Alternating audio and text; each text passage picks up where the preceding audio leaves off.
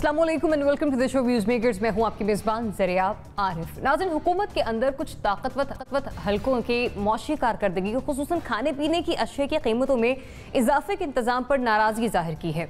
गंदम और चीनी के तवील बहरान के साथ साथ अशियाए खुरनोश की कीमतों में इजाफे ने हुकूमत पर दबाव डाला, लेकिन मुतल्लिका इक़्तिसादी वज़ारतों ने अहम फैसले लेने में ज़्यादा वक्त लिया, जिसके बाद हुकूमत इस नतीजे पर पहुंच रही है कि मुआशी महाज पर नए चेहरे लाने के लिए इसके पास कोई दूसरा ऑप्शन बाकी नहीं बचा है। अब हुकूमत की जानिब से लिया जाने वाला ये फैसला क्या हुकूमत और मुआशी पॉलिसियों के लिए सूदमंद साबित होगा, इस पर हम बात करेंगे। दूसरा ये कि वज़ीर-ए-आज़म ने आज पाकिस्तान समेत खित्ते में अमन व अमान की सूरत हाल पर एक अहम बयान दिया, जिसमें वो ये कहते हैं कि भारत पाकिस्तान का अमन तबाह करने के लिए अफगानिस्तान को इस्तेमाल कर सकता है। वज़ीर-ए-आज़म का ये बयान जिस कदर काबिल गौर है, उतना ही काबिल तशवीश अजीत डोवल की ये धमकी कि भारत सिक्योरिटी के लिए खतरा बनने वालों से अपनी सरजमीन पर भी लड़ेगा और ये जंग उन ममालिक की सरजमीन तक भी ले जाएगा जो कि इस खतरे में उसके साथ होंगे। आखिर में शामिल करेंगे वर्ल्ड क्राइम इंडेक्स की सर्वे रिपोर्ट, जिसके आदाद शुमार ये वजाहत दे रहे हैं कि क्राइम रेट में बहुत ज़्यादा कमी आ गई है। हम अपने तज्ज़ेकारों से ये पूछेंगे कि कराची के हवाले से वो ये समझते हैं कि वाकई वहाँ पर क्राइम रेट में कमी आई है, और जो कराची के लोग हैं वो इस सिलसिले में क्या सोचते हैं। इस पर बात करने के लिए प्रोग्राम में हमारे साथ मौजूद होंगे सीनियर सहाफ़ी तज्ज़ेकार नासिर बेग चौकताई साहब। NBC बहुत शुक्रिया प्रोग्राम में अपना वक्त देने के लिए। सीनियर तज्ज़ेकार lieutenant general retired Amjad Shoaib साहब प्रोग्राम में हमारे साथ शामिल गुफ्तगू होंगे। सहाफ़ी तज्ज़ेकार कामरान यूसुफ भी हमें ज्वाइन कर रहे हैं। Kamran, thanks for joining us. तज्ज़ेकार जुनैरा आज़ाद साहब भी आज के प्रोग्राम में हमारे साथ शामिल गुफ्तगू होंगी। सहाफ़ी तज्ज़ेकार मुज़म्मिल सोहरवर्दी साहब भी हमें ज्वाइन कर रहे हैं। तो बात करते हैं सबसे पहले प्राइम मिनिस्टर के लिए जाने वाले अहम फैसले के हवाले से। कह रहे हैं कि बढ़ती महंगाई पर तनकीद हम सुनते आ रहे हैं, लिहाजा इस सिचुएशन ने हमें परेशान कर दिया है। कीमतों में कमी और बेहतर हुक्मरानी के लिए मौशी टीम में तब्दीली का फैसला किया है। खाने पीने की अशिया की कीमतों में इजाफे पर हुकूमत पर बहुत ज़्यादा दबाव आया है, चाहे वो अपोजिशन की तरफ से हो या फिर हुकूमती बैठे अपने वज़रा की जानिब से। ऐसे में अगर प्राइम मिनिस्टर किसी तब्दीली की तरफ जाते हैं, वजारतों के कलमदान तब्दील करते हैं, तो क्या इस बढ़ती महंगाई को कंट्रोल किया जा सकता है? नासिर बेग चौकताई से फरमाइएगा, आप समझते हैं कि मौशी टीम में तब्दीली होनी चाहिए, तभी हम लोग बढ़ती महंगाई को काबू में ला सकेंगे? वो हम एक बचपन में नारे लगाते थे, बदलो बदलो निज़ाम को बदलो, चेहरे नहीं समाज को बदलो। तो बात चेहरे बदलने से कुछ नहीं होगा। चेहरे बदलते रहें आप, और एक नकाब हटा के दूसरे नकाब लगा रहे हैं। जब भी चाहें एक नई सूरत बना लेते हैं लोग। कभी अब्दुल हफीज़ शेख होते हैं, कभी दूसरा कोई शेख आ जाता है। आपकी पॉलिसी ये है कि आप क्या करेंगे और आपको कोई नुकसान नहीं होगा, ये पॉलिसी गलत है। आपकी पॉलिसी ये है कि आप जब चाहें गंदम की एक्सपोर्ट कर दें, जब चाहें चीनी की एक्सपोर्ट कर दें, और आपको कमी ना हो, जबकि पैदावार कम है तो आपको नुकसान होगा। आप कपास को सपोर्ट प्राइस ना दें, और कपास आज मैं बता रहा हूँ आपको कि 30 साल में पहली बार सबसे कम क्रॉप दे रही है आपको, सबसे कम उसकी तादाद आ रही है फसल की, और वो भी ख़राब आ रही है। उसके साथ साथ महंगाई का आप देखें ना यार, मतलब दायरा शुमारियात कहता है कि 0.2% 24% कमी आई है। क्या ताकतवर कमी आई है? 0.249% से आपकी महंगाई कम हुई है, और दुकानदार कहता है जन्नों में जाओ, कोई कम नहीं हुई और बढ़ा दिया उसने। अच्छा काटा, अच्छा गोश्त, अच्छी सब्ज़ी आपको उन कीमतों पे नहीं मिलेगी जो आपको लिस्टें नज़र आती हैं लगी हुई। टाइगर फोर्स हो, कोई भी हो, कुछ नहीं कर पाएगी। वो लिस्टें दिखा देंगे आपको, कहेंगे कि हमें तो पीछे से इतना आ रहा है। जब पीछे से इतना आ रहा है, मिडिल मैन आपका खाए जा रहा है, आप सब्सिडी पर सब्सिडी दिए जा रहे हो चीनी एक्सपोर्ट करने के लिए, गंदम भेज रहे हो बाहर, आप कभी स्मगल कर रहे हो, कभी इंपोर्ट कर रहे हो, कभी क्या तमाशा। पॉलिसियाँ बदलना पड़ेगी आपको सोचना पड़ेगा कि आप जो वादे कर रहे थे वो वादे कहाँ गए। उन वादों को एक बार खुद पढ़ लें कि आप क्या करेंगे। जो आपने कहा था, एक अच्छा वर्किंग पेपर था, वो आप नहीं पढ़ रहे, उसको फेंक दिया आपने। तो मैं समझता हूँ कि चेहरे बदलने से कोई फ़ायदा नहीं होगा। बुनियादी फ़ायदा अगर हुआ तो बैठकर डिस्कस करके पॉलिसियाँ बदलने से होगा। कामरान, एक बार फिर से मौशी टीम में तब्दीली की बात हम सुन रहे हैं। सबसे बड़ी तब्दीली उस वक्त आई थी जब असद उमर को तब्दील किया गया था। जब गंदम बहरान आया तब खुसरो बख्तियार से कलमदान ले लिया गया, गो कि उन्हें कोई और वजारत दे दी गई, लेकिन तब्दीली उस वक्त भी आई।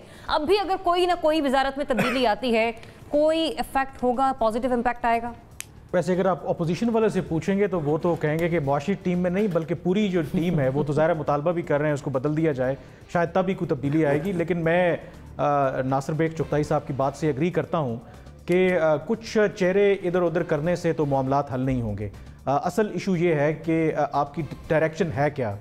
मेरे ख्याल में लास्ट वीक भी इस बात पर हमने डिस्कशन की थी कि इस हुकूमत की तरजीहात हैं क्या। मेरे ख्याल में इस हुकूमत की तरजीहात, वो अलग बात है, जनरल साहब ने भी जिक्र किया था कि जो गवर्नमेंट होती है वो मल्टी प्रॉन्ग्ड उसकी स्ट्रेटजी होती है, पॉलिटिकल लेवल पे अपोजिशन को भी जवाब दे रही है, मुआशी पॉलिसी भी बना रही है, खारजा अमूर पर भी मामलात को देख रही है। लेकिन इस गवर्नमेंट का जो ज़्यादातर फोकस है वो अपोजिशन के ऊपर ही है। ज़ाहिर है कि अभी PDM वाली तहरीक चला रहे हैं, उससे पहले भी अगर आप जिक्र करें, ये ज़रूरी नहीं है कि जो अपोजिशन तनकीद करे आपने हर चीज़ का उसका जवाब देना है। अभी उनकी तकरीर चल रही होती है अपोजिशन वालों की, तो साथ ही शिबली फराज या दूसरे जो वजीर है, मुशीर है, वो फ़ौरन पहुंच जाते हैं जवाब देने के लिए।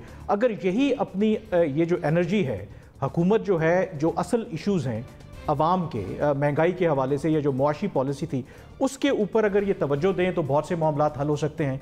अब जो मुआशी टीम बदलने की आप बात करें, देखें ना, दो बड़े जो बहरान हैं, चीनी का जो क्राइसिस है, अभी लास्ट वीक ही कंपटीशन कमीशन ऑफ पाकिस्तान की भी एक इंक्वायरी रिपोर्ट मंजर आम पर आई है जिसमें उन्होंने ये कहा है कि ये जो गवर्नमेंट का फैसला था कि चीनी को एक्सपोर्ट करना है ये सरासर गलत था। और दूसरा, ये जो शुगर मिल मालकान है उस फैसले के ऊपर असरअंदाज हुए हैं। बहुत बड़ा इल्ज़ाम है ये, इसका मतलब है हुकूमत के ऊपर, क्योंकि शुगर एक्सपोर्ट करने की वजह से डायरेक्ट 18 रुपये किलो चीनी में इजाफा हुआ। और आपको पता है कि जब चीनी की कीमत में 1 रुपया इजाफा होता है तो मिल मालकान की जेब में कोई 45 करोड़ रुपए जाते हैं इजाफी, और इसमें 40 अरब रुपए इजाफी गए। 40 अरब रुपए इजाफी जो मिल मालकान ने कमाए, जो चीनी आपने एक्सपोर्ट की, एक्सपोर्ट करने के नतीजे में जो चीनी की कीमतों में इजाफा हुआ। दूसरा, गंदम के बहरान पे आ जाएं, हुकूमत ने गंदम खरीदी किसानों से 1400 रुपये फी मन, और आपको पता है कि जब हम अब इंपोर्ट कर रहे हैं वो 2400 रुपये फी मन। आप मुझे बताएं कि ये इसमें मतलब अगर आप क्या लोग तब्दील करेंगे, मुझे बताएं।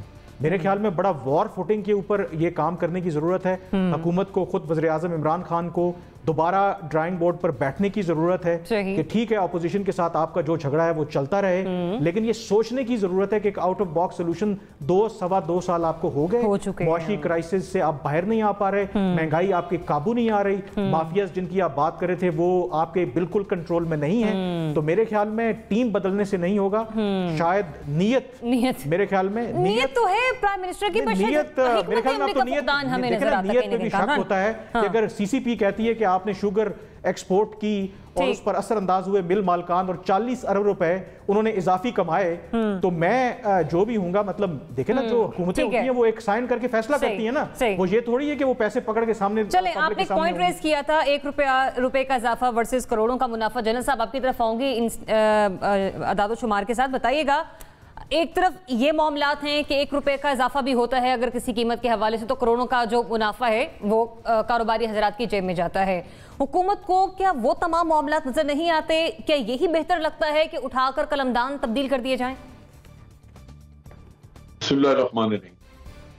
देखिए जनाब, इसके 3-4 पहलू हैं और हो सकता है कि कोई अच्छी मनसूबाबंदी करने वाली टीम आ जाए तो वो इन पहलू इन चीजों के ऊपर गौर कर सके।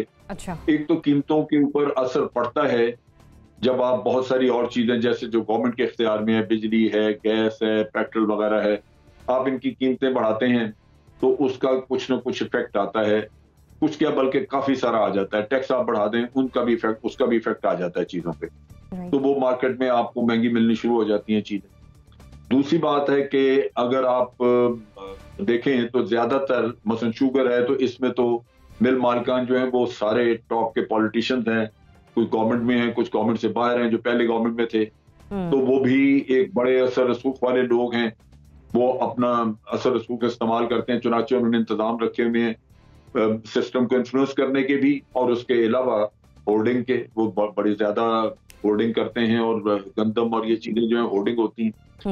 इनमें 2 एलिमेंट्स हैं, दो स्टेप्स हैं जो लेने की जरूरत होती है।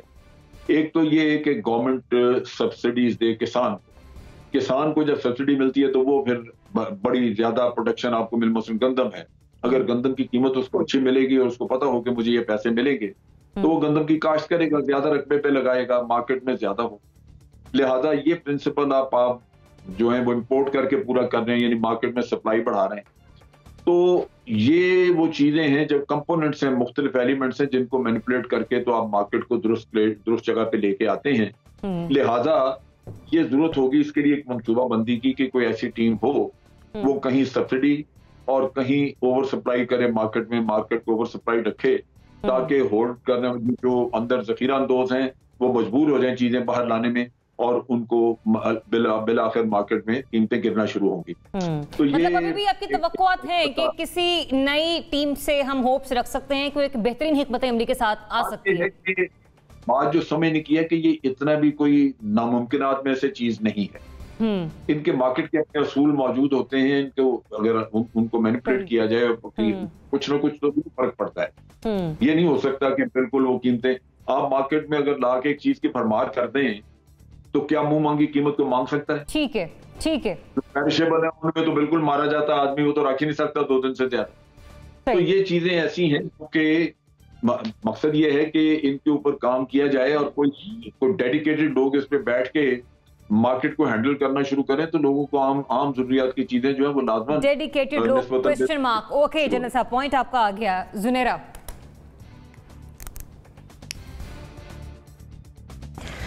ऑप्टिमिस्टिक रहने की ज़रूरत है इस वक्त जब इतनी ज़्यादा नेगेटिविटी चल रही हो। मेरे ख्याल में सोचने की बात यह है कि क्या गवर्नमेंट ने ये रियलाइज़ किया है कि अभी तक जो पॉलिसी थी उनकी वो पॉलिसी फेल हुई है या पॉलिसी ठीक थी, उसकी इम्प्लीमेंटेशन में कोई प्रॉब्लम्स हैं, या इम्प्लीमेंटेशन ठीक थी बट मार्केट के डायनामिक्स और इम्प्लीमेंटेशन का जो लेवल है वो आपस में क्लैश कर रहा है। So there are various levels of public policy कि वो कहाँ जाके किस तरह से परफॉर्म करती है। अब उसको परसू करना और उसकी कॉन्टीन्यूटी बहुत ज़रूरी होती है। अगर तो उन्होंने ये समझा है कि कॉन्टीन्यूटी के बावजूद, इम्प्लीमेंटेशन के बावजूद ये टीम डिलीवर नहीं कर सक रही है and there is something grossly wrong with the policy, तो बड़ी परेशानी की बात है क्योंकि 2-2.5 साल में आपके पॉलिसी डिसीजंस ही अगर गलत साबित हो गए हैं तो बहुत परेशानी की बात है।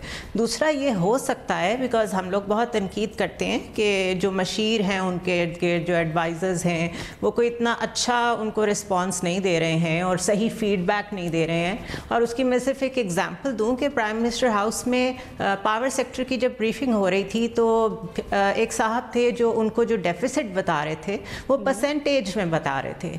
अब जब 1 फिगर जो होता है वो ट्रिलियंस में जाके फिर ट्रांसपायर होता है, वो देखने में छोटा सा फिगर होता है लेकिन उसकी रकम कितनी बड़ी बनती है। तो वहाँ बैठे हुए भी ये डिस्कशन हो रही थी कि आप पैसे बताएं, आप परसेंटेज ना बताएं कि कितना डेफिसिट आएगा। सो बेसिकली अगर एडवाइजर्स का और टीम का प्रॉब्लम है तो टीम चेंज कर लेने में कोई हर्ज नहीं है। हो सकता है somebody can come up with a better solution, better policy. If not policy ठीक है तो इम्प्लीमेंटेशन और मार्केट एक्सेस हो सकता है उस टीम की बेहतर हो। सो बेसिकली डिसीजन ये लेना है कि क्या सर्कुलेशन ऑफ मनी को आपने प्रमोट करना है या उसमें बैरियर्स लगाने हैं। अभी तक ये गवर्नमेंट बैरियर्स लगा रही है। अगर इन्होंने सीमेंट इंडस्ट्री को इतना बूम दिया है एमनेस्टी दे के कंस्ट्रक्शन में, तो एग्रीकल्चर में भी एमनेस्टी दे दें। ग्रोथ बढ़ानी पड़ेगी, ऑस्टेरिटी मेजर्स अकेले कभी काम नहीं करते। मुजम्मिल साहब, अगर डेडिकेशन की ही बात करनी है हमने, तो जो पहले तब्दीलियां हुई वो भी तो इसी टीम में से हुई थी। इस बार जो तब्दीलियां होंगी वो भी इसी टीम के अंदर से ही कुछ ना कुछ लोग आएंगे ना मंजर-ए-आम पर। नहीं, नून लीग या पीपल्स पार्टी में से इकोनॉमिक मैनेजर्स ले लें, ये कौन सी ऐसी बात है। पहले भी तो ये उनसे लोग लाकर इन्होंने अपनी पार्टी चलाई हुई है और उनको टिकटें दी हैं। उधर से ही कोई काबिल लोग ले आएँ और उनको जो उनके मतलब मिफ्ता इस्माइल को ले आएँ, इसहाक डार को ले आएँ, नवीद कमर को ले आएँ, और जो लोग माजी में पाकिस्तान की इकॉनमी चलाते रहे हैं और जिन्होंने इनसे बेहतर चलाई है उनको पीटीआई में शामिल कर लें। इनके लिए कौन सा मुश्किल काम है, इन्होंने सारों को ही शामिल किया है। इनका अपना कौन था? इनका अपना तो असद उमर था जो 6 माह में बोल्ड हो गया और उसको समझ ही नहीं आई कि उसने करना क्या, आईएमएफ के पास जाना है या नहीं जाना।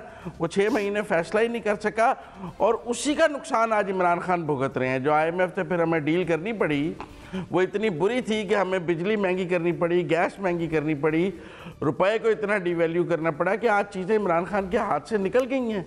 ये बात टीम के चेंज करने की तो अब रही ही नहीं है। मेरा मतलब है हफीज़ शेख को निकाल के किसको ले आएंगे? उनकी अपनी पार्टी में कौन इकोनॉमिक मैनेजर है जो आप कहें कि अगर पार्लियामेंट में एक और इकोनॉमिक मैनेजर बैठा है, इसको नहीं तो उसको चांस दे देंगे, उसको नहीं तो इसको चांस दे देंगे। पहले ही नॉन इलेक्टेड लोग सारे बैठाए हुए हैं उन्होंने, क्योंकि इलेक्टेड में तो कोई काबिल आदमी उन्होंने किसी को टिकट ही नहीं दिया था, सारे किराए के लोग थे जिनको टिकट दिया था। पार्टी के में तो किसी उन्होंने अपने पार्टी के फाउंडर मेंबर्स को तो टिकट ही नहीं दिए थे। वो तो हर रोज एक पटका पे नहाते थे नून लीग और पीपल पार्टी से निकले हुए लोगों को और उनको टिकट दे देते थे। तो जब आप किराए की पार्टी बनाएंगे, किराए का तांगा होगा तो वो ऐसा ही होगा। वो फिर मेरा मतलब किराए की पार्टी के नतायज किराए जैसे ही निकलेंगे। मेरा मतलब अगर कोई एक पार्टी हुकूमत में आ जाती तो उसका कोई एक नज़रिया होता, कोई एक पॉलिसी होती, कुछ भी नहीं है। 7 रंगी पार्टी है, 7 रंगे मेरा मतलब है कि नतायज हैं। पहली बात। दूसरी बात मैं ये कहना चाहता हूँ, महंगाई क्या है? बिजली महंगी है, मेरा मतलब है चीनी तो एक घर में 5 से 7 किलो लगती होगी ना। अगर 10 बंदों का भी घर है तो क्या 10 किलो चीनी खा लेते होंगे? अगर 50 रुपये चीनी भी महंगी हो गई है तो 500 रुपया उसका इफेक्ट है बजट पे। एक आम आदमी के बजट पे महंगाई है क्या? बिजली महंगाई है। उसका जो बजट है वो बिजली इतनी महंगी की है कि उस यूटिलिटी बिल बहुत बढ़ गए हैं, गैस बहुत महंगी कर दी है इन्होंने, अद्वियात बहुत महंगी कर दी हैं, फूड आइटम जिनमें सब्जियां हैं, 300 रुपये किलो टमाटर इस वक्त बिक रहा है। लोगों के लिए पालक सब्जियां खरीदना मुश्किल हो गया है, गोश्त महंगा है, अंडे महंगे हैं। मेरा मतलब है कि मुझे तो समझ नहीं आई कि वो नून लीग वाले जाती दफा मुर्गियों से ठीक है, मतलब आप ये कह रहे हैं कि सिर्फ अशरफ और रोज का ग्राफ ही हमने नहीं देखना होगा, जो बेसिक नेसेसिटीज हैं एक जिंदगी गुजारने के लिए, एक आम शहरी के लिए, उस पर भी जरा तवज्जो देनी होगी, वो भी गौर तलब मामला है। एनबीसी आप अपना कमेंट ऐड कर लीजिए, फिर मैं अगले सवाल की तरफ बढ़ सकूं। मैं सिर्फ ये ऐड कर रहा था कि मार्केट प्रिंसिपल जो है वो तो मौजूद रहता है हर तरह, और जब आप उसको चेंज करने की कोशिश करते हो तो आप पर अजाब नाज़िल हो जाता है।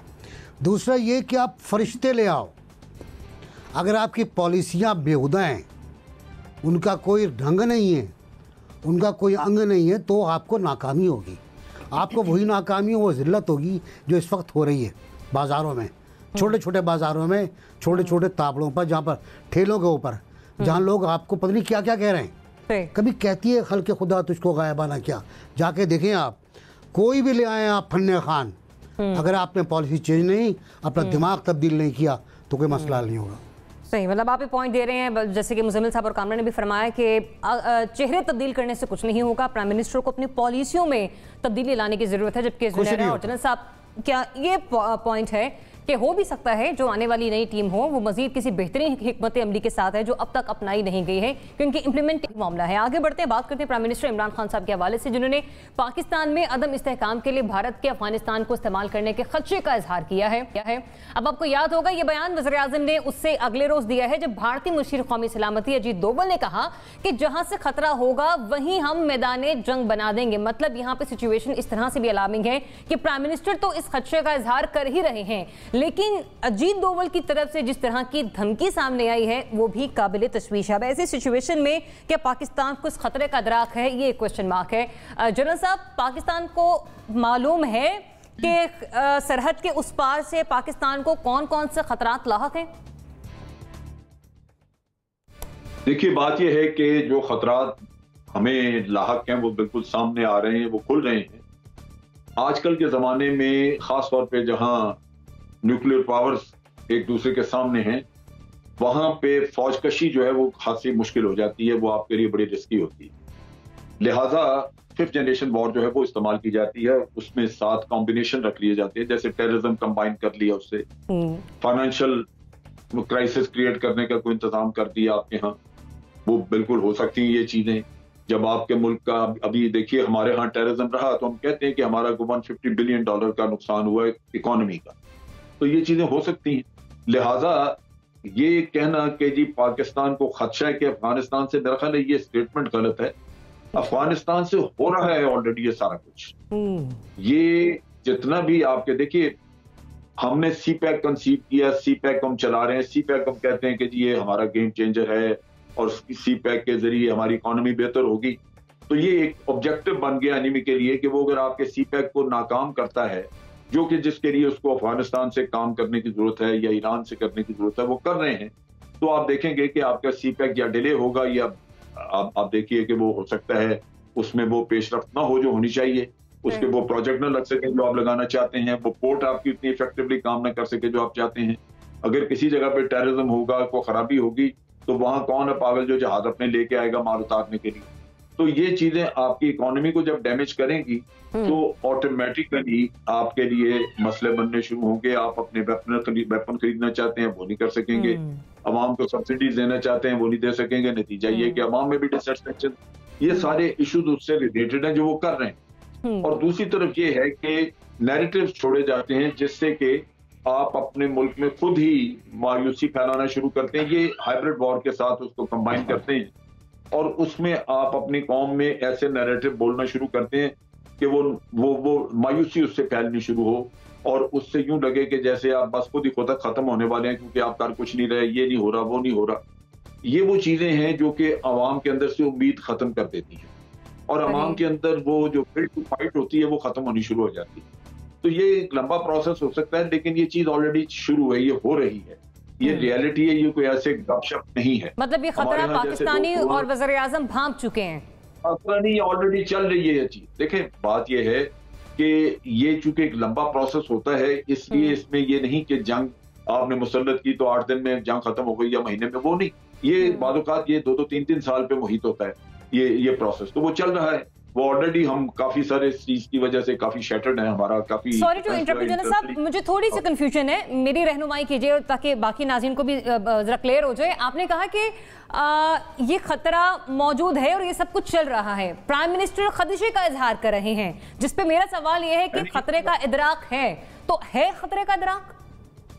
मैंने ये कहा कि उन्होंने ये गलत स्टेटमेंट दी है, ठीक है, हमें खदशा नहीं, ये हो रहा है, हो रहा है। एग्जैक्टली, मैं इस पॉइंट पे जाना चाहती हूं। टेररिज्म की शक्ल में तो हम बहुत अरसे से टारगेट हो रहे थे और उससे आपने देखा, खुद आप कहते हैं कि जी हमारी इकोनॉमी में $150 अरब का नुकसान हुआ। तो ये चीजें चल रही हैं ऑलरेडी। अब ये है कि इसका कॉम्बिनेशन आ गया, जैसे PTM आपने पैदा कर दी, जैसे आप BLA को सपोर्ट करके वहां पे ये कर रहे हैं, नेशनलिज्म का नारा लगना शुरू हो जाए तो आप ये सुबाइयत का नारा आना शुरू हो जाए।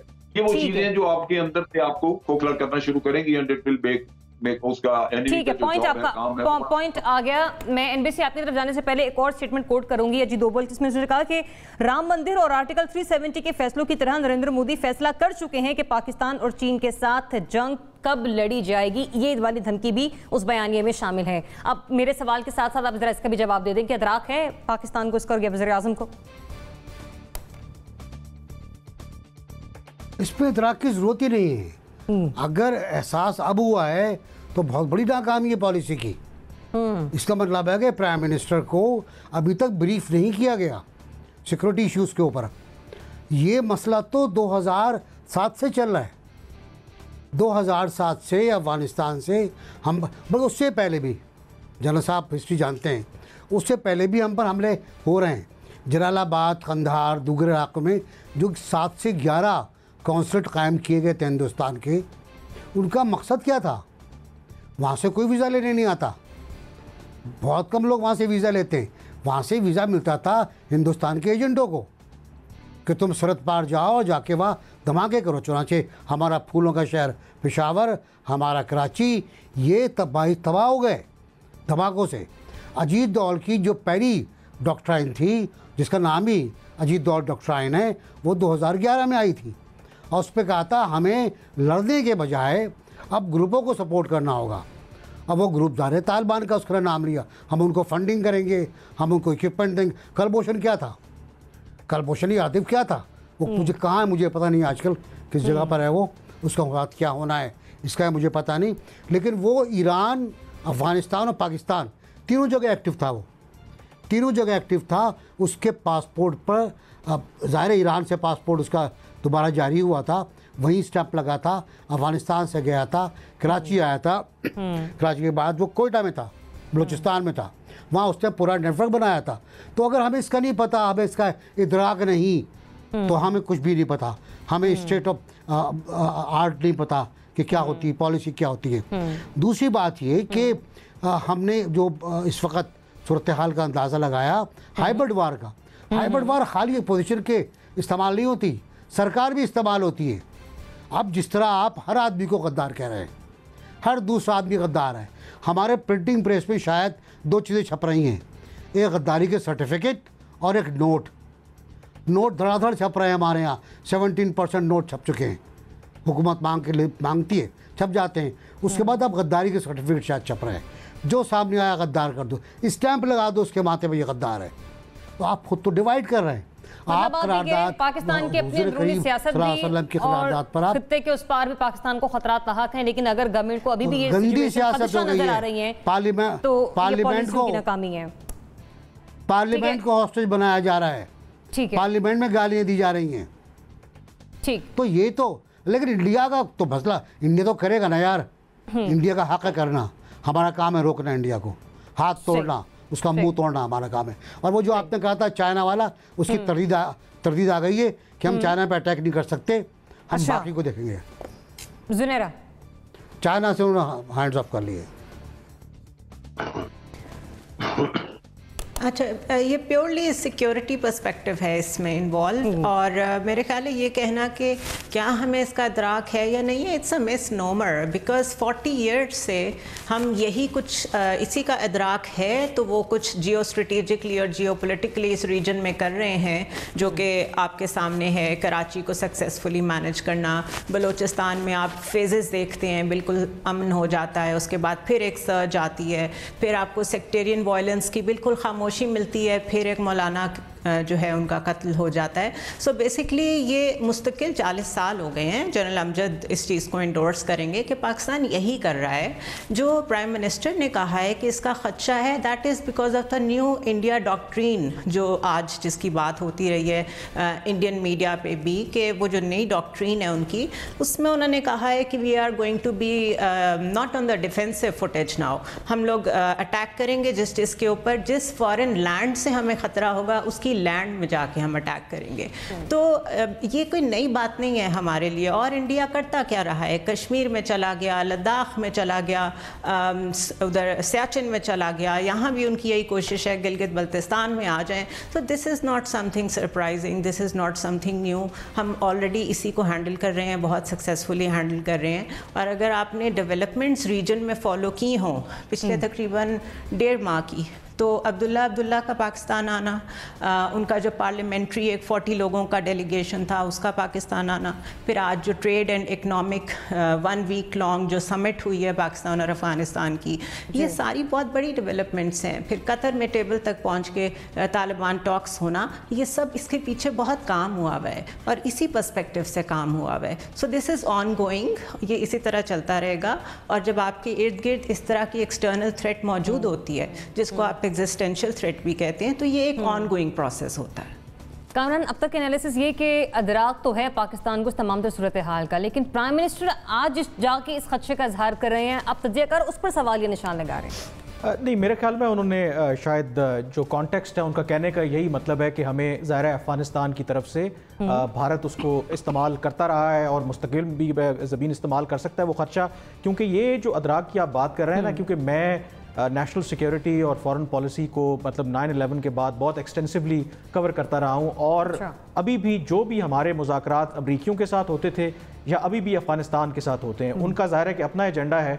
हमारा हमेशा जो टॉप 3 एजेंडा आइटम्स होते थे वो हमेशा यही हैं कि जी अफ़गानिस्तान की जो सरजमीन है वो पाकिस्तान के ख़िलाफ़ इस्तेमाल हो रही है, वो TTP हो, वो दाइश हो, उसमें रॉ और NDS मिल के काम कर रहे हैं और ये एक ओपन सीक्रेट है, इसके ऊपर बहुत ज़्यादा बात हो चुकी है। तो इसमें तो कोई शक नहीं है कि इसमें कि कोई ये नई बात है। रही बात जो अजित डोवल की बात है, वो भी कोई नई बात नहीं है। उन्होंने मोदी सरकार गवर्नमेंट ज्वाइन करने से पहले वो उन्होंने एक थिंक टैंक के साथ खिताब करते हुए उन्होंने एक टर्म कॉइन की थी, ऑफेंसिव डिफेंसिव। मतलब उनका ख्याल है कि भारत बहुत अरसे तक जो है ना उनकी अप्रोच डिफेंसिव रही है कि पाकिस्तान जो भी कार्रवाइयाँ मुबैना तौर पर करता रहा है, भारत ने हमेशा मुज़ाकरात का सहारा लिया और कभी प्रोएक्टिव अप्रोच नहीं अपनाई। तो ऑफेंसिव डिफेंसिव का मतलब ये था कि पाकिस्तान के अंदर जो उनकी अंदरूनी कमजोरियां हैं उनको आप एक्सप्लॉइट करें, क्योंकि 9/11 के बाद पाकिस्तान में दहशतगर्दी की जंग जारी थी और उन्होंने नाम लेकर के कहा जैसे TTP जैसे ग्रुप हैं, आप उनको फंड करें,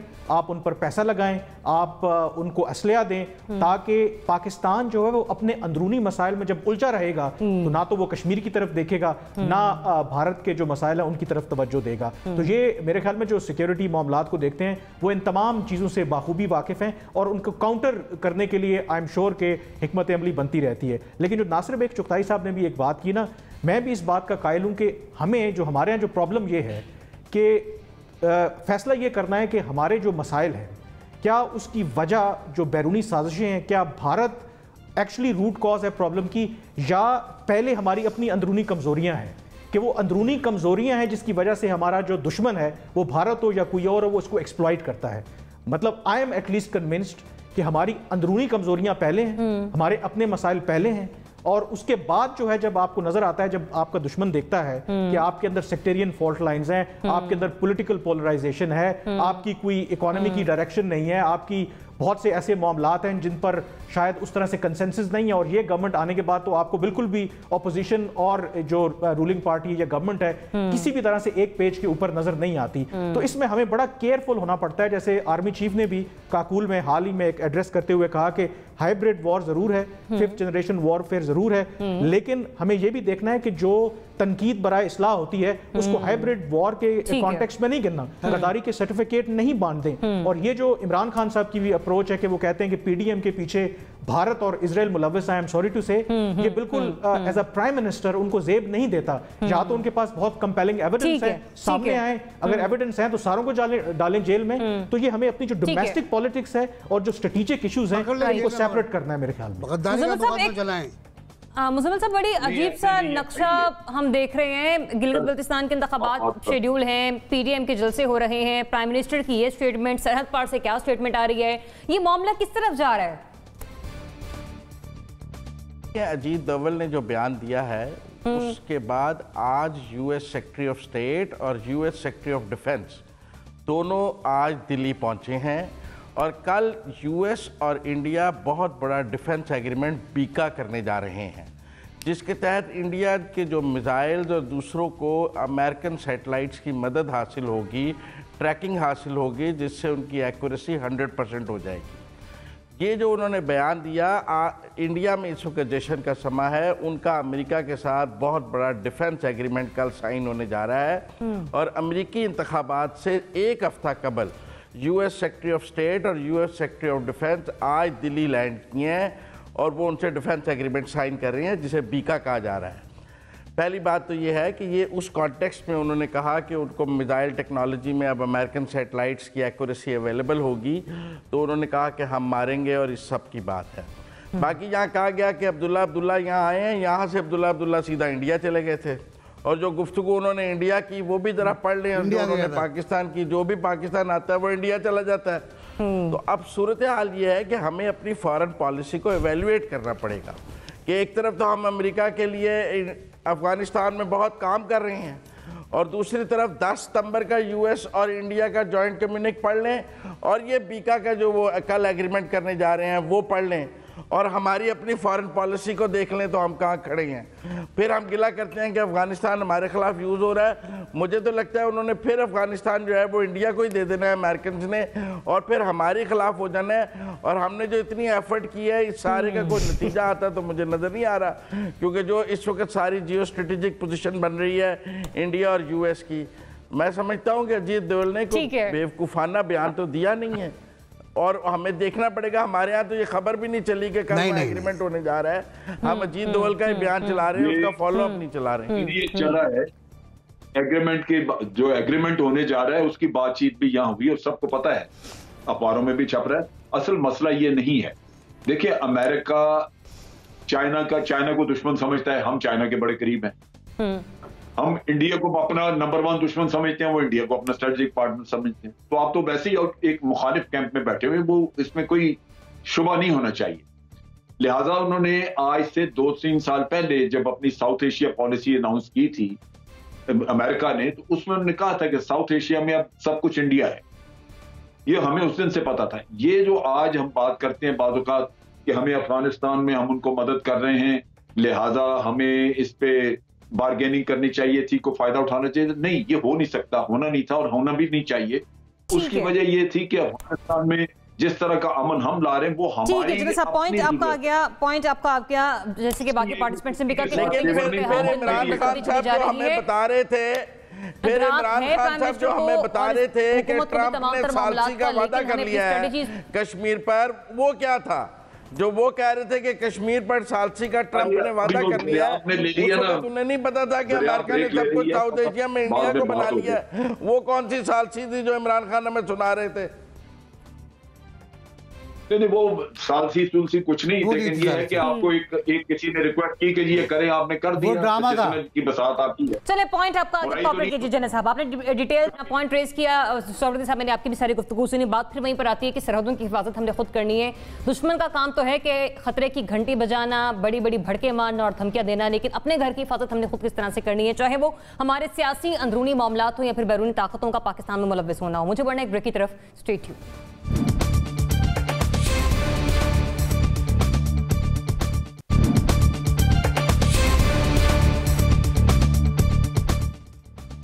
वेलकम बैक। नाज़रीन, पाकिस्तान के मौशी हब कराची से अच्छी खबरें आना शुरू हो गई हैं। अमन व अमान की सूरत हाल में वाज़े बेहतरी आई, जिसका एतराफ़ अब आलमी सतह पर भी किया जा रहा है। वर्ल्ड क्राइम इंडेक्स की रिपोर्ट मंजरेआम पर आई। ये सर्वे किया गया जिसमें बताया गया कि पाकिस्तान जो कि 2014 में 6ठे नंबर पर था, अब आज 2020 में क्राइम रेट की फहरिस्त में पाकिस्तान का नंबर 103 है। अब कराची वाले भी क्या इस क्राइम रेट में कमी को खुद से महसूस करें? जरा नासिर भी चौथाई साहब से पहले इसका सवाल का जवाब ले लेते हैं। एनबीसी बताइए, जिस तरह से ये क्राइम रेट के बारे में कहा जा रहा है कि पहले छठे पर अब 103 पर, ये आदाद शुमार आप समझते हैं कि हकीकी तस्वीर है? पहली बात ये कि मैं कहता हूँ बिल्कुल सॉलिड कि Karachi now peaceful city. Karachi पहले 10 खतरनाक शहरों में शामिल था, जिसके लिए एडवाइजरी थी मत जाना, रुख नहीं करना वहाँ का, क्योंकि यहाँ लाशें पड़ी होती थी, यहाँ बम धमाके हो रहे होते थे, यहाँ दुकानें बाज़ार बंद थे, यहाँ के तफरीही मराकज़ बंद थे, यहाँ पर भत्ताखोरी की मिसालें आम थी। इसी तरह और शहर थे हमारे, लेकिन कराची बहुत बड़ा शहर है, 2.5 करोड़ 3 करोड़ का शहर है, तो उसकी ज़ाहिर क्राइम रेट भी इतनी ज़्यादा था। उसमें स्ट्रीट क्राइम भी शामिल था, उसमें और भी चीज़ें शामिल थी। लेकिन ज़ाहिर एक विल के तौर पर पॉलिटिकल पार्टी ने और आर्मी ने, रेंजर्स ने, पुलिस ने और आवाम ने एक विल अपनी दिखाई कि ना इट्स एनफ, अब बस बहुत हो गया, अब हम बर्दाश्त नहीं करेंगे। और लोगों ने वाकई बर्दाश्त नहीं किया। अगर आवाम ताउन नहीं करते तो ये ऑपरेशन कामयाब नहीं होता। सबसे बड़ी बात यह, आवाम ने ताउन किया और इंटेलिजेंस बेस्ड इत्तलात आई और उसके बाद खात्मा किया गया। फिर शुमाली वज़ीरिस्तान में जो कार्रवाई हुई उससे बड़ा फ़ायदा हुआ कराची को। और अभी भी सूरत हाल ही है, स्ट्रीट क्राइम तो आम है। स्ट्रीट क्राइम कहाँ, न्यूयॉर्क की स्ट्रीट क्राइम का मुझे आप दे दें रेट कितना है, कराची से ज़्यादा, लाहौर से ज़्यादा है, लाहौर से ज़्यादा है न्यूयॉर्क स्ट्रीट क्राइम। तो स्ट्रीट क्राइम तो होता रहता है, हो रहा है, ख़त्म नहीं होगा। जुर्म तो आदम के ज़माने से शुरू हुआ था और आदम के ख़त्म होने तक जा ही रहेगा। तो ये है, लेकिन कराची बहुत बेहतर हो गया है, बिजनेस बेहतर हो गया है। कराची का मैसिव टैक्स पोर्शन है आपके रेवेन्यू के अंदर। जब मैसिव टैक्स पोर्शन होता है तो इसका मतलब है कि कारोबार आपका बढ़ रहा है, कारोबार बढ़ता है अमन में। ठीक है, मुजम्मिल साहब। हाँ, बिल्कुल नहीं, कराची का अमन यकीनन बेहतर हुआ है। अब वो टारगेटेड किलिंग नहीं है, अब उस तरह मेरा मतलब भत्ताखोरी की भी वो शिकायत नहीं है। छोटा मोटा स्ट्रीट क्राइम, मोबाइल छीनना, ये वो मौजूद है और उसमें सिविल जो लॉ इन्फोर्सिंग एजेंसीज हैं उनको अपना एक्टिव रोल प्ले करना चाहिए। लेकिन ओवरऑल कराची का अमन अमान, कराची का इमेज बेहतर हुआ। अब कराची की डेवलपमेंट पर तवज्जो देनी होगी। अब हमें कराची को दोबारा बनाना होगा, क्योंकि इस लड़ाई में कराची का बहुत नुकसान हुआ है, कराची बहुत पीछे रह गया है। और जो कराची के लिए वादे किए गए हैं जिन पर अभी तक अमल नहीं हो रहा, मैं समझता हूँ संजीदगी से तमाम स्टेक होल्डर्स को बैठ के उन वादों पर, उन पैकेजेस पर अमल, उनका रोड मैप बनाना होगा। जिस तरह हमने कराची में अमन कायम किया है, अगर हमने कराची की तरक्की अब वैसे ना की तो ये अमन भी सारा ज़ाया हो जाएगा और इसके डिविडेंड्स भी हमें नहीं मिल सकेंगे, क्योंकि लोग नाउम्मीद होंगे, बेरोज़गारी बढ़ेगी, ये सब कुछ बढ़ेगा। तो कराची की रोशनियाँ, कराची का रोज़गार हमें कराची को वापस देना है और वो देने से ही कराची में मुस्तकिल अमन होगा। ये आर्जी अमन है, अभी ये स्टॉप गैप अरेंजमेंट है। जब तक हम कराची की खुशहाली कराची को नहीं लुटाएंगे, कराची में मुस्तकिल अमन नहीं आ सके। जनरल साहब। देखिए, क्राइम और पैसे का बड़ा करीबी ताल्लुक है और कराची में सबसे बड़ी प्रॉब्लम यही थी, जमीनों पे कब्जे करना। कब्जा ग्रुप जो है वो एक्टिव हैं। इसी तरह ये चाइना कटिंग वाला जो किस्सा आता था, आज भी लोगों के प्लॉट्स और जमीनें जो हैं वहां पे लोग काबिज हैं और उसको जाके और ये जो केडीए वगैरह है, ये अदारे ये तावन करते हैं कि जाली डॉक्यूमेंट्स बना के किसी और के नाम कर दी। वहां पे ये प्रॉब्लम बड़ी है। इसी तरह आप देखिए कि मुख्तलिफ अदारे हैं, जैसे ये बिल्डिंग कंट्रोल अथॉरिटी है, वहां पे वो उनके वहां पे भी ये रिश्वत वगैरह का इसका ये सारी चीजें हैं जहां पे आप बिठाते हैं ऐसे आदमी को जो कंट्रोल करता है और फिर ऊपर तक भत्ता जाता है। नतीजा ये है कि वो अपने लिए क्रिमिनल्स को पालते हैं। अभी अगर आप हिस्ट्री देख लें, उदय बलोच कैसे आया था, क्या हुआ उसका। तो जब तक पॉलिटिकल पैटर्नेज नहीं होती और पैसे का अंदर से निचोड़ने का काम नहीं किया जाता, ये गैंग्स जो हैं वो डेवलप नहीं हो सकते, गैंग बन नहीं सकते। गैंग्स को प्रोटेक्शन मिलती है पॉलिटिकल सर्कल। ये मुझे अंदाजा है, मैंने रिपोर्ट्स पढ़ी थी जब ये जनरल रहील शरीफ के वक्त में वो रोजाना ये गवर्नमेंट को कहा करता था कि ये क्रिमिनल्स जो हैं, जो इनका लिंक है करप्शन और इसका, ये खत्म करेंगे तो ये परमानेंट अमन आएगा, वरना ये किसी वक्त फिर चल निकलेगा। तो वो हम नहीं खत्म कर सके।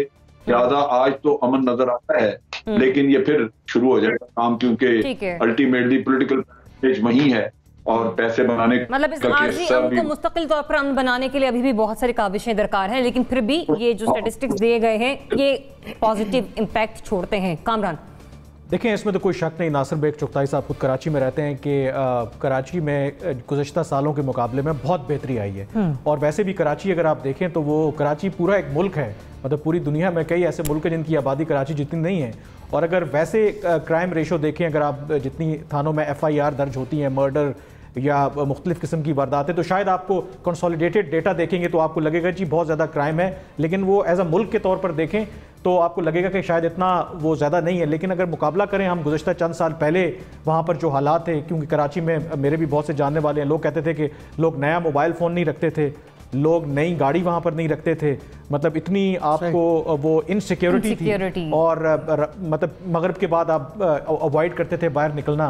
अब तो वहाँ पर ज़िंदगी जो है वो बिल्कुल रमा दमा है। लेकिन मैं इस बात से भी एग्री करता हूँ कि एक यकीनन हमारी जो लॉ इन्फोर्समेंट एजेंसीज़ हैं, जो हमारी ओवरऑल जो सिक्योरिटी इन्वायरमेंट पूरे पाकिस्तान में इम्प्रूव हुआ है, इम्पैक्ट है। लेकिन एवेंचुअली अगर इस मोमेंटम को हमने करना है तो उसके लिए है कि हमने पूरे पाकिस्तान में और कराची के अंदर भी जो यंग जनरेशन है, जो बाकी लोग हैं, उनको रोज़गार के मौके फराहम करने हैं, बिजनेस एक्टिविटीज़ को रिवाइव करना है, ताकि ऐसे जो नौजवान हैं वो एक्सप्लॉइट ना हो क्रिमिनल लोगों के हाथों। क्रिमिनल्स हर सोसाइटी में मौजूद होते हैं, कराची में भी बिल्कुल मौजूद होंगे। तो ये अच्छी बिल्कुल डेवलपमेंट जरूर है, लेकिन इसको सस्टेन करना जो है वो रियल, वो भी बहुत बड़ा टास्क होगा।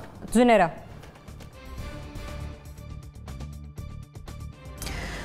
देखें, कराची में अमन कायम करने के लिए हमने बहुत बड़ी प्राइस पे की है कलेक्टिवली। हमारी सिक्योरिटी फोर्सेस ने वहाँ पर खुद पूरे पाकिस्तान में वॉर ऑन टेरर की जो वेव थी उसमें जो हमने adding and abetting the terrorist के नाम पे, फिर MQM का मिलिटेंट विंग जो था, मैं अल्ताफ़ हुसैन के दौर की बात कर रही हूँ, उस दौर में चीज़ें बहुत कंट्रोल की हैं, बहुत हैवी कॉस्ट पे की है उनकी, और तब जाके ये इस इंडेक्स की हम बात कर रहे हैं जो आज आप डिस्कस कर रही हैं। So yes, we have come a long way और अल्हम्दुलिल्लाह things are much much better.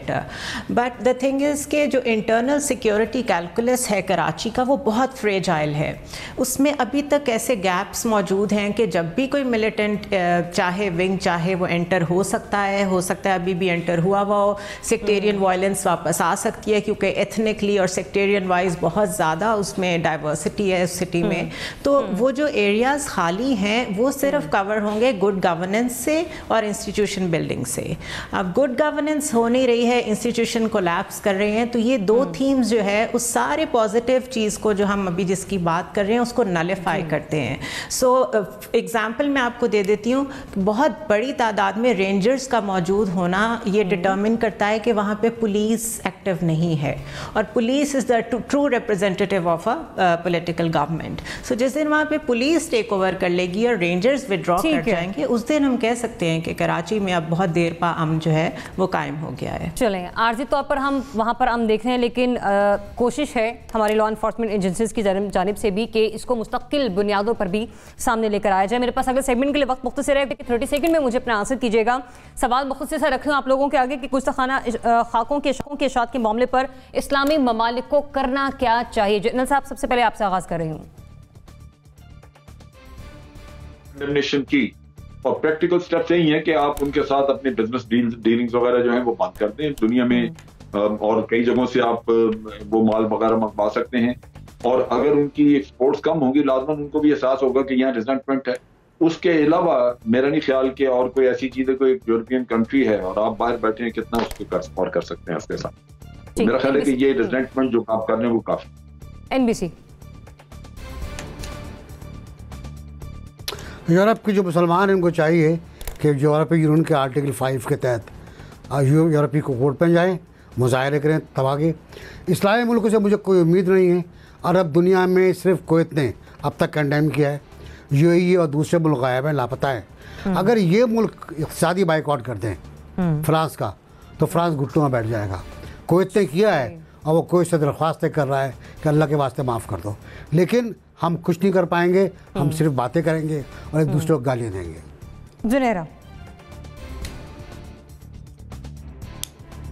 देखिए, मुस्लिम उम्मा का कॉन्सेप्ट तो अब एग्जिस्ट ही नहीं करता, तो there is not much that we can do as a Muslim country या as a bunch of Muslim countries. हाँ, मुस्तकबिल में और बहुत जल्दी यूरोपियन कंट्रीज़ को ये ख़ुद एहसास होगा कि वहाँ पे जो पॉलिटिकली एक्टिव जितने हो गए हैं मुसलमान और जो उनकी प्रेजेंस है वो अफोर्ड नहीं कर सकते ये कन्फ्रंटेशन, तो they will come to the terms themselves. उसमें हमारा कोई क्रेडिट नहीं होगा।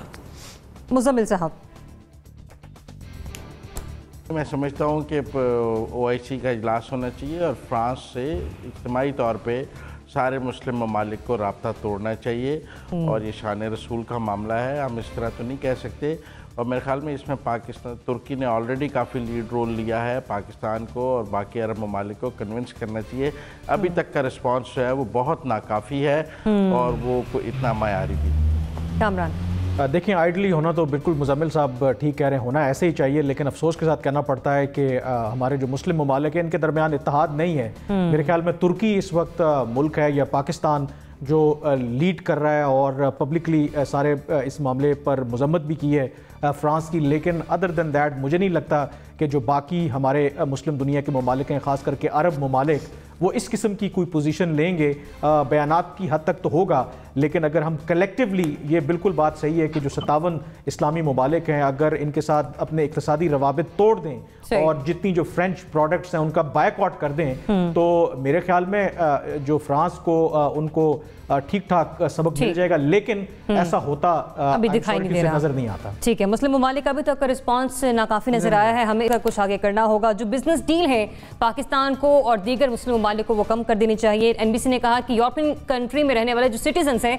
उनसे एक्सपेक्टेशंस हैं कि वो आर्टिकल 5 का इस्तेमाल करके यूनाइटेड नेशंस जाएं, जबकि शहरियों से उम्मीद की जा सकती है, मुस्लिम उम्मा से उम्मीद लगाना इस वक्त दिखाई नहीं देता। इजाजत दीजिए, अल्लाह हाफ़िज़।